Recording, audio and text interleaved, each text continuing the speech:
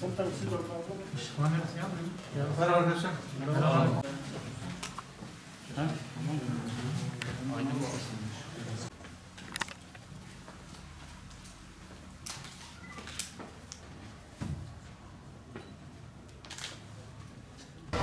Böyle 15 milyon.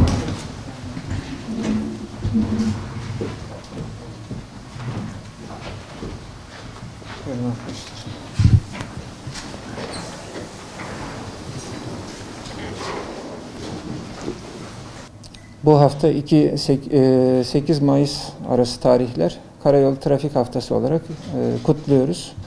Bu yıl tabii sosyal etkinliklerimizi maalesef koronavirüs salgını nedeniyle alınan tedbirler çerçevesinde gerçekleştiremiyoruz.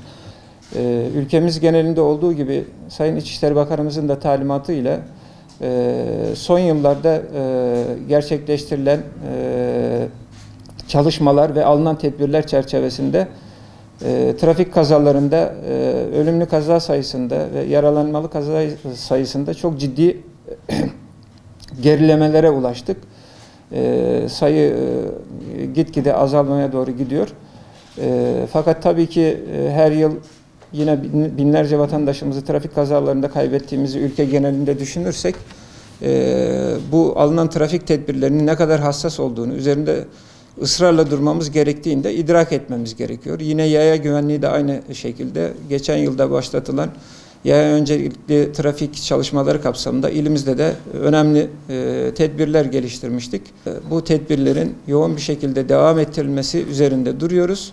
İnşallah ilimizde bu yılda ölümlü kaza sayısında, yaralanmalı kaza sayısında azalmayı gerçekleştiririz. Önemli olan burada kişisel olarak bizim trafik kurallarını benimsememiz. Bunları hayat prensibi haline getirirsek üzücü kazalara da meydan vermemiş oluruz. Halis, tebrik ediyorum. Sağ olun efendim. Başarılı çalışmaların devamını dilerim. Sağ olun efendim. Şöyle. Sayın Hanım.